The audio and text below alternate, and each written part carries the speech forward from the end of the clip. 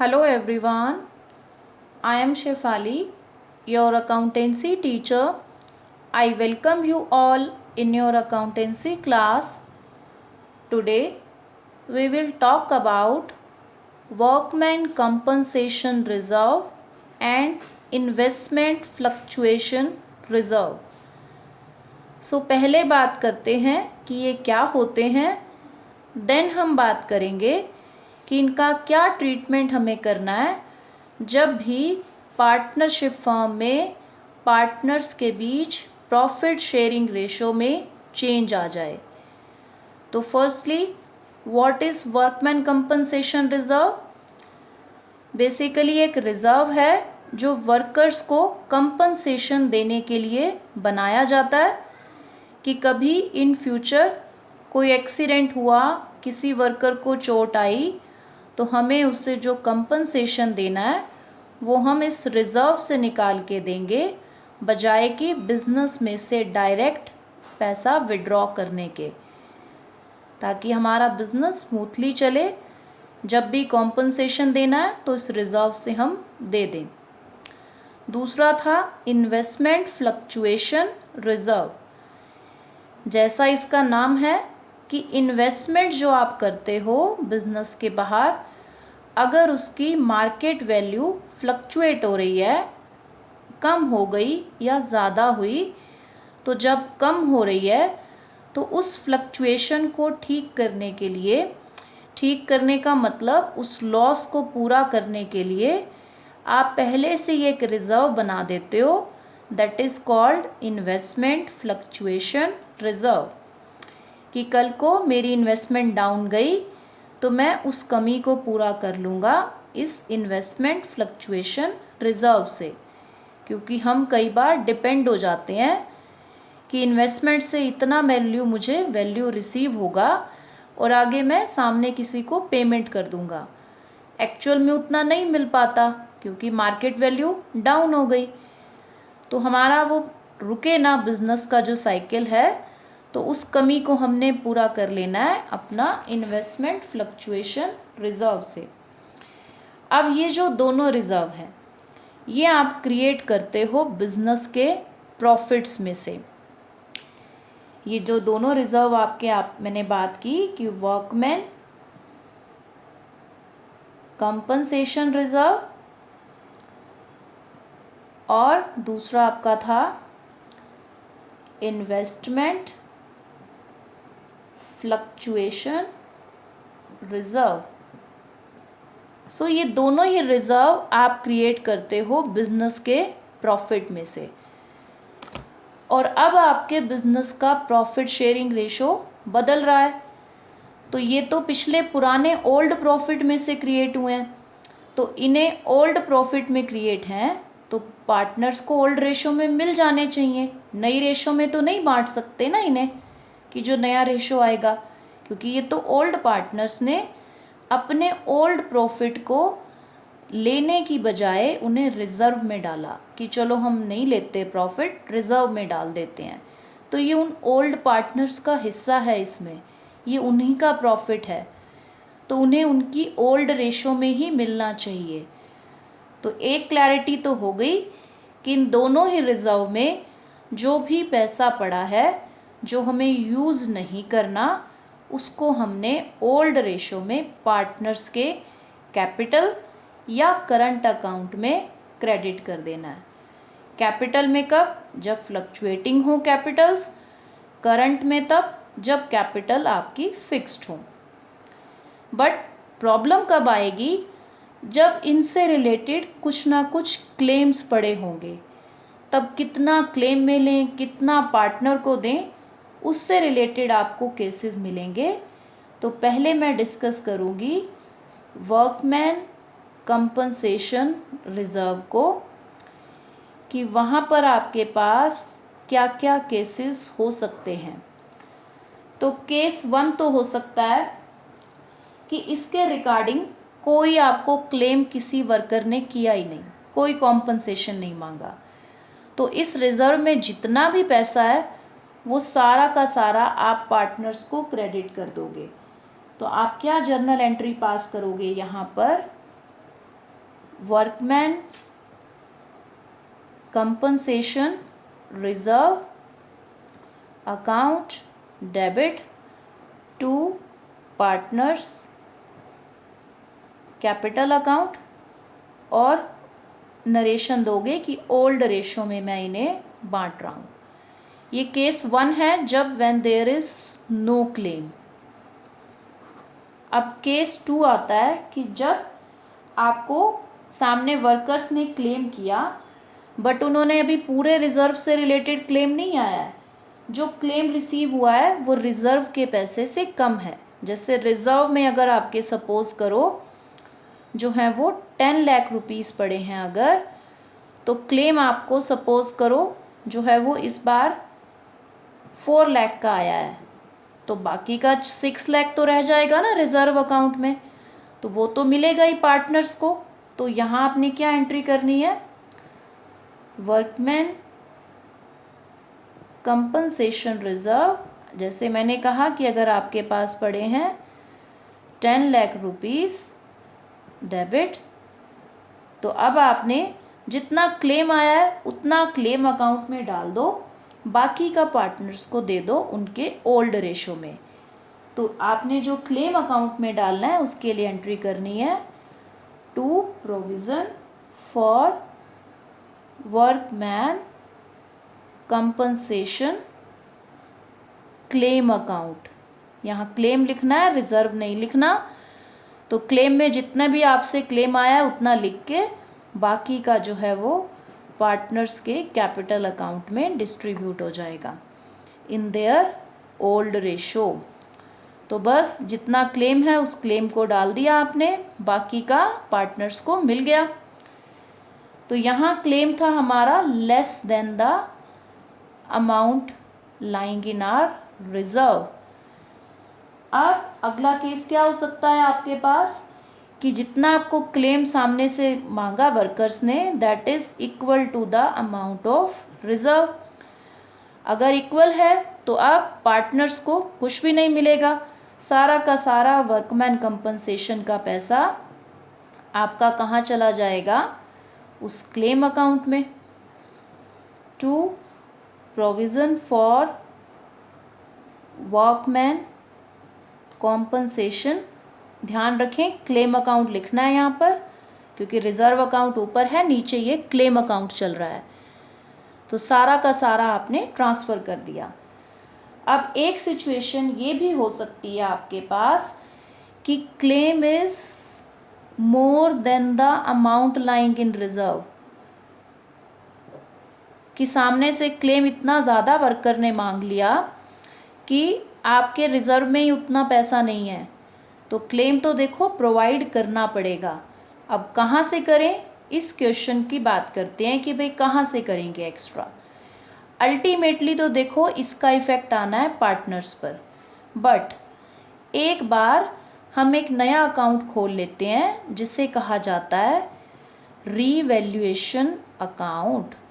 ये revaluation account होता है कि भाई आपकी एसेट और लाइबिलिटीज़ ये प्रॉफिट शेयरिंग के चेंज होने से पहले अगर उनमें कुछ बदलाव आ रहा है तो ये उसको रिकॉर्ड करता है। अगर एसेट्स बढ़ रही हैं तो उसको ये एज बेनिफिट क्रेडिट में रिकॉर्ड करता है। अगर एसेट्स कम हो रही हैं तो लॉस हो गया एक तरह से, वो डेबिट में रिकॉर्ड करेगा, क्योंकि ये रीवैल्यूएशन अकाउंट जो होता है वो नॉमिनल अकाउंट होता है, तो बस उसी के रूल लगेंगे इस पर।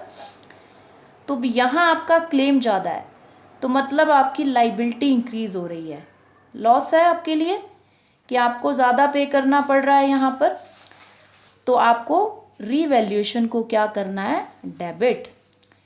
तो यहाँ पहले तो मैं वर्कमैन कंपनसेशन रिजर्व से ले लेती हूँ जितना भी वहाँ पड़ा है, वर्कमैन कॉम्पनसेशन रिजर्व अकाउंट से हमने डेबिट कर लेना है अमाउंट। फिर जो कमी है वो आपने कहाँ से चार्ज कर लेनी है, रीवैल्यूएशन अकाउंट से, उसको डेबिट कर दोगे। और to provision for workman compensation claim account, तो वो क्लेम में पैसा सारा डाल दोगे आप जितना आपको चाहिए था, जितना आपका नीडेड है। तो आपने देखो रीवैल्यूएशन से चार्ज कर लिया, बट ये अकाउंट तो ऐसे खुला नहीं रह सकता। Someone is going to bear that loss ना। जो रीवैल्यूएशन में मैंने अभी अभी ये लॉस को ट्रांसफ़र किया है, डेबिट किया है, किसी ना किसी को बियर करना पड़ेगा। तो कौन बियर करता है यहाँ पर? Obviously partners.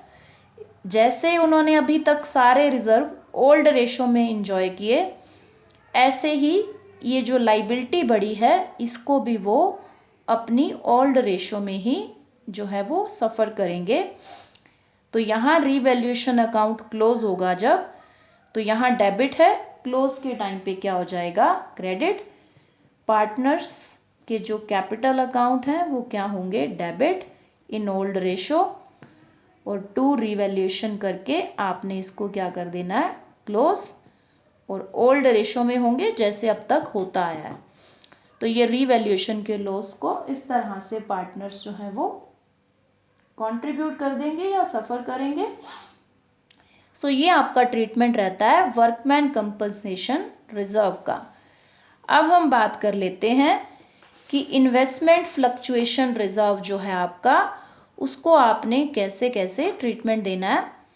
सेम ही रहेगा, यहाँ पर भी सेम केसेस हैं और सेम तरीके से वर्क करेगा कि अगर तो इन्वेस्टमेंट की मार्केट वैल्यू में कोई मतलब कमी नहीं आ रही, कुछ नहीं है, तो यहाँ पर आपको जितनी उसकी बुक वैल्यू है उतनी ही उसकी मार्केट वैल्यू है, डाउन यानी नहीं गई।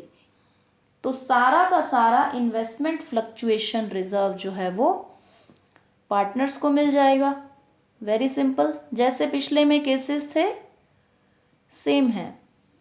तो investment fluctuation reserve account debit to partners, capital account old ratio में इनको जो है वो मिल जाएगी ये। अब ये था केस 1। केस 2 कि अगर आपकी इन्वेस्टमेंट की वैल्यू डाउन चली गई तो आपको चार्ज करना, थोड़ा सा लेना पड़ेगा पैसा इन्वेस्टमेंट फ्लक्चुएशन रिजर्व से। तो जितनी भी डाउन गई है उतना पैसा आपने अपनी इन्वेस्टमेंट में डाल देना है, उस इन्वेस्टमेंट अकाउंट को आपने क्रेडिट कर देना है। तो अगर आपकी इन्वेस्टमेंट की वैल्यू डाउन जा रही है तो वो आपने इन्वेस्टमेंट अकाउंट में आप डाल दो उतनी अमाउंट। तो यहाँ आप क्या एंट्री कर सकते हो? Investment fluctuation account, fluctuation reserve account debit to investment account and to partners capital account, कि जितना कमी थी वो इन्वेस्टमेंट अकाउंट में डाल दी, बाकी का पार्टनर्स को हमने जो है वो डिस्ट्रीब्यूट कर दिया।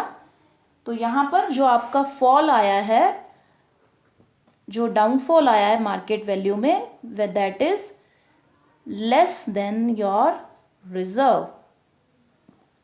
अब थर्ड केस आता है कि जो फॉल आ रहा है आपका मार्केट वैल्यू में जो फॉल है that is equal to the reserve you have created. तो पार्टनर को कुछ नहीं मिलेगा इस केस में। जितना भी आपका इन्वेस्टमेंट फ्लक्चुएशन रिजर्व में पड़ा है वो सारा का सारा आपका जो है वो कहाँ चला जाएगा? इन्वेस्टमेंट अकाउंट में। सारा का सारा इन्वेस्टमेंट अकाउंट में क्रेडिट। पार्टनर के लिए कुछ नहीं बचेगा, क्योंकि जिस पर्पस के लिए पहले रिजर्व बनाया है पहले उस पर्पस को देखना है, उसके बाद कुछ बचता तो पार्टनर्स को मिल जाता। अब अगर ये जो फॉल है मार्केट वैल्यू में that is more than the reserve, तो वही पिछली बार की तरह रीवैल्यूएशन अकाउंट से चार्ज कर लेंगे और बाद में रीवैल्यूएशन के लॉस को पार्टनर्स सफ़र करेंगे। तो पहले जितना आप चार्ज कर सकते हो इन्वेस्टमेंट फ्लक्चुएशन अकाउंट से उतना आपने चार्ज किया, देन रीवैल्यूएशन से ले लोगे जितनी भी कमी आपकी आ रही है, और टू इन्वेस्टमेंट अकाउंट की इन्वेस्टमेंट में वो आपने पैसा पूरा डाल दिया जितनी कमी थी। अब इस रीवैल्यूएशन के लॉस को पार्टनर्स ने कंट्रीब्यूट करना है। तो लॉस है तो पार्टनर के कैपिटल अकाउंट डेबिट होंगे और to revaluation account and obviously in old ratio. तो यहाँ अब लास्ट आपका जो एक और केस आता है वो ये हो सकता है कि मार्केट वैल्यू बढ़ गई इन्वेस्टमेंट की। मार्केट वैल्यू अगर इन्वेस्टमेंट की देखो बढ़ जाए तो आपके लिए तो प्रॉफिट है, फायदा है। एक तो पहली चीज़ क्या होने वाली है कि सारा का सारा इन्वेस्टमेंट फ्लक्चुएशन रिजर्व जो था वो पार्टनर्स को मिलने वाला है, क्योंकि इसका तो कोई यूज़ ही नहीं है। मार्केट वैल्यू बल्कि अच्छी हो गई पहले से, तो सारा का सारा रिजर्व पार्टनर्स के कैपिटल अकाउंट में ट्रांसफ़र हो जाएगा। पहली चीज़ इन ओल्ड रेशो, ये तो हम क्लियर हैं, क्योंकि जिसके लिए रिजर्व बनाया था वो कोई डाउन आया ही नहीं मार्केट वैल्यू में। देन अब जितना भी आपका मार्केट वैल्यू बढ़ी है इन्वेस्टमेंट की, इसका मतलब एसेट्स की वैल्यू बढ़ी है, तो रीवैल्यूएशन अकाउंट को में प्रॉफिट हो गया। तो उस जितना इंक्रीज आया है ना, अगर मान लो 1 लाख की थी इन्वेस्टमेंट, अब आपकी 1,50,000 की हो रही है, तो 50,000 के इंक्रीज को आपने रिकॉर्ड करना है। जितना इंक्रीज है उसको रिकॉर्ड करोगे, वो इंक्रीज रीवैल्यूएशन अकाउंट में रिकॉर्ड होगा और अल्टीमेटली उसका फ़ायदा पहुंच जाएगा पार्टनर्स तक। पार्टनर्स जो हैं वो क्रेडिट हो जाएंगे। तो यहाँ इन्वेस्टमेंट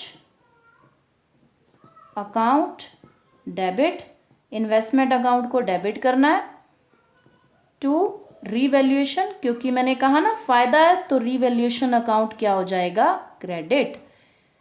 तो जितना भी अमाउंट है उतने से रीवैल्यूएशन क्रेडिट, और आगे एट लास्ट जब रीवैल्यूएशन को क्लोज करना है तो इस यहाँ पर देखो क्रेडिट है, क्लोज होने के टाइम पे क्या होएगा, ये डेबिट।